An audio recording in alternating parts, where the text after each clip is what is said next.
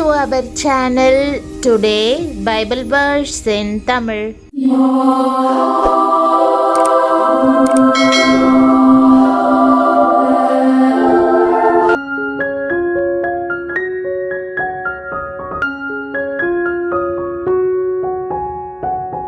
இன்றைய வசனம் சங்கீதம் 127:1.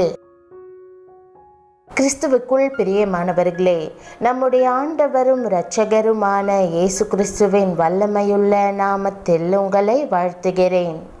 கர்த்தர் வீட்டை கட்டாராகில் அதை கட்டுகிறவர்களின் பிரயாசம் விருதா என்ற வசனத்தை இன்று நாம் தியானிப்போம். சாத்தான் குடும்பத்திற்கு விரோதமாக, குடும்பத்தின் ஐக்கியத்திற்கு விரோதமாக போர் தொடுக்கிறான். ஏனென்றால் குடும்பம் என்பது தேவனால் தெரிந்து கொள்ளப்பட்ட ஒரு அமைப்பு. அதுதான் முதல் அரசாங்கம். ஆனால் சாத்தானோ குடும்பத்தை யுத்த களமாக்குகிறான். இன்று குடும்பங்களிலே மனைவியை அடிக்கிற கணவனுண்டு, கீழ்ப்படியாத மனைவிகளும் உண்டு. ஒரே வீட்டில் வாழ்ந்தாலும் ஒருவரோடொருவர் பேசாமல் மன்னியாமல் இருக்கிற தம்பதிகள் உண்டு. இதனால் பரலோகமாய் விளங்க வேண்டிய குடும்பங்கள் நரகமாய் விளங்குகின்றன. தேவ அன்பு இருக்க வேண்டிய குடும்பத்தில் கசப்பான சண்டைகள் வளருகின்றன. இதனால் அதிகமாய் பாதிக்கப்படுவது அந்த குடும்பத்தில் உள்ள பிள்ளைகளே. மனிதன் தனிமையாய் இருப்பது நல்லதல்ல என்று கண்ட கர்த்தர் அவனுக்கு ஏற்ற துணையை உண்டாக்கினார். குடும்பத்தில் அன்பும் ஐக்கியமும் ஒரு மனப்பாடும் இருந்தால் அது எவ்வளவு பெரிய ஆசீர்வாதம்.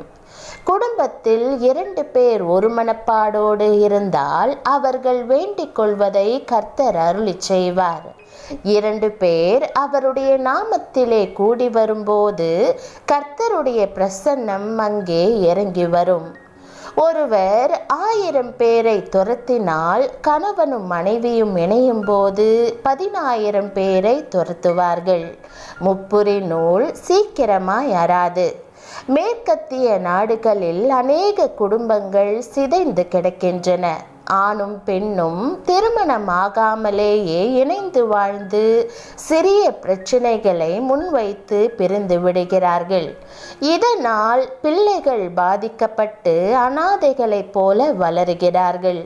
முடிவில் போதை மருந்துகளுக்கு அடிமையாகி அழிந்து போகிறார்கள்.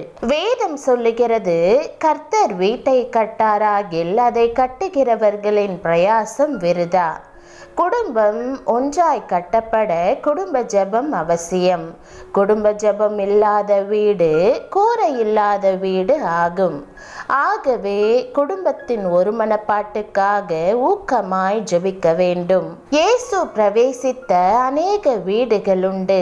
சகேயுவே, நீ சீக்கிரமாய் இறங்கி வா, இன்றைக்கு நான் உன் வீட்டிலே தங்க வேண்டும் என்றார். கர்த்தர் அந்த வீட்டிற்குள் பிரவேசித்த போது அந்த வீட்டிற்கு ரட்சிப்பு வந்தது. கர்த்தர் யவேருவின் வீட்டிற்கு போன போது மரித்த அவனுடைய மகளை உயிரோடு எழுப்பினார். பேதுருவினுடைய மாமியின் வீட்டிற்குள் பிரவேசித்து ஜுரத்தை நீக்கி அற்புதம் செய்தார். பெத்தானியாவில் லாசருவின் வீட்டிற்கு வந்தார். மரித்த லாசருவை உயிரோடு எழுப்பி கொடுத்தார். இன்றைக்கு உங்களுடைய வீட்டின் வாசற்படியில் நின்று கதவை தட்டுகிறார். உங்களுடைய வீடு எப்படி இருக்கிறது? அங்கே சமாதான பிரபுவுக்கு இடம் உண்டா? பிரியமானவர்களே, வைராக்கியமும் கசப்பும் குடும்பத்தில் இல்லாமல் பார்த்து கொள்ளுங்கள். கர்த்தருக்கு முக்கியத்துவம் கொடுத்து அவரை கனப்படுத்தி அவரையே முன்வையுங்கள். அப்பொழுது உங்கள் குடும்பத்தில் தேவ பிரசன்னம் நிறைவாய் இருக்கும். நமது சொந்த முயற்சியால் நாம் செய்கிற காரியங்கள் அனைத்தும் மணலின் மேல் கட்டப்பட்ட வீடு போன்றதாகும்.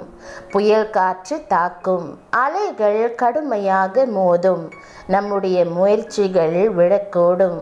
ஆனால் நாம் தேவனை உறுதியாக நம்பினால் தோல்வியற்ற உறுதியான ஒரு அஸ்திபாரத்தை அமைத்துக் கொள்வோம். ஒரு முறை வழி தவறிய குழந்தை ஒன்றை போலீசார் விசாரித்து, உன் வீட்டை பற்றிய அடையாளத்தை சொல்ல முடியுமா என்று கேட்டார். அந்த சின்ன குழந்தை தன் மழலை மொழியில், எங்கள் வீடு கிறிஸ்தவ வீடு, வெளியில் வசனம் எழுதப்பட்டிருக்கும் என்று சொன்னது. வீடு மெத்தை வீடு, ஓட்டு வீடு என்ற அடையாளங்கள் எதுவும் குழந்தையால் சொல்ல முடியாமல் போனாலும், எங்கள் வீட்டில் வசனம் எழுதப்பட்டிருக்கும் என்று சொன்னது போலீசாருக்கு எளிதாக வீட்டை கண்டுபிடிக்க உதவியாக இருந்தது.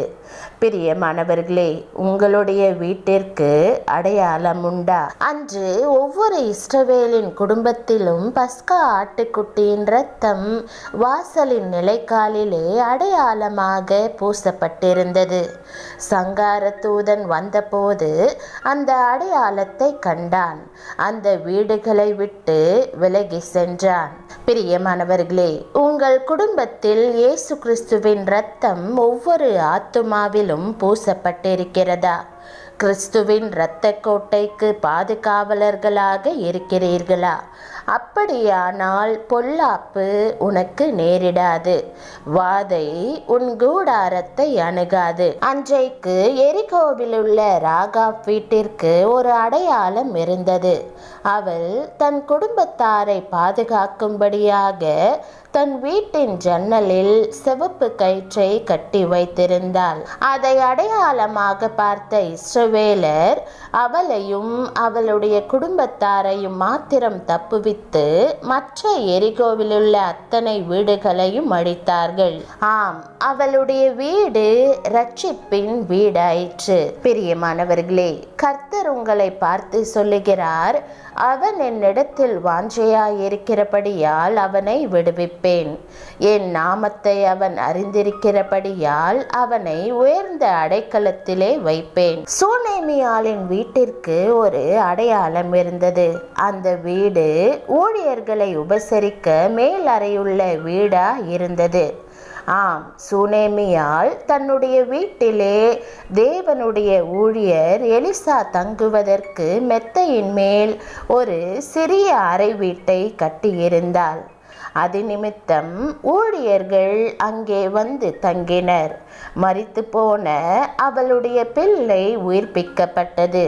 அந்த வீடு அற்புதம் நடந்த வீடாயிற்று. பிரியமானவர்களே, இயேசு சொன்னார், என் நாமத்தினாலே வருகிறவர்களுக்கு ஒரு கலசம் தண்ணீர் கொடுத்தால் கூட அவர்கள் அதன் பலனை அடையாமல் போவதில்லை என்றார். இயேசு தங்கி செல்லும் வீடு அது. எத்தனையோ ஆண்டு காலம் கடந்து சென்று விட்ட போதிலும் இன்றைக்கும் அந்த பெத்தானியா வீடு காட்சியாய் நின்று கொண்டிருக்கிறது. அதுவே தன்னை விட்டெடுப்படாத நல்ல பங்கை தெரிந்து கொண்ட மரியாளின் வீடு.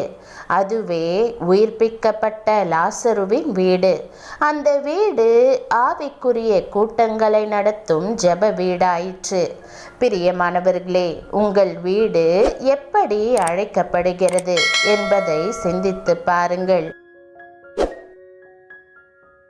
ஜெபம். அன்பின் ஆண்டவரே, இன்றைக்கு நீர் கொடுத்துள்ள அருமையான வசனத்திற்காக உமக்கு நன்றி செலுத்துகிறேன். என் குடும்பம் ஒன்றாய் கட்டப்பட குடும்ப ஜெபம் செய்ய உதவும். என் குடும்பத்தின் ஒருமனப்பாட்டுக்காக ஊக்கமாய் ஜெபிக்க எனக்கு கற்று தாரும் ஆண்டவரே. வைராக்கியமும் கசப்பும் என் குடும்பத்தில் இல்லாமல் பார்த்து கொள்ளும். என் குடும்பத்தை உம்முடைய பிரசன்னத்தினால் நிரப்பியருளும். என் வீட்டிற்கு உம்முடைய அடையாளத்தை தாரும். அதன் மூலம் உம்முடைய நாமம் மகிமைப்படட்டும். இயேசுவின் நாமத்தில் ஜெபிக்கிறேன் நல்ல பிதாவே, ஆமேன். தேவனுடைய நாமம் மகிமைப்படுவதாக. ஆமேன்.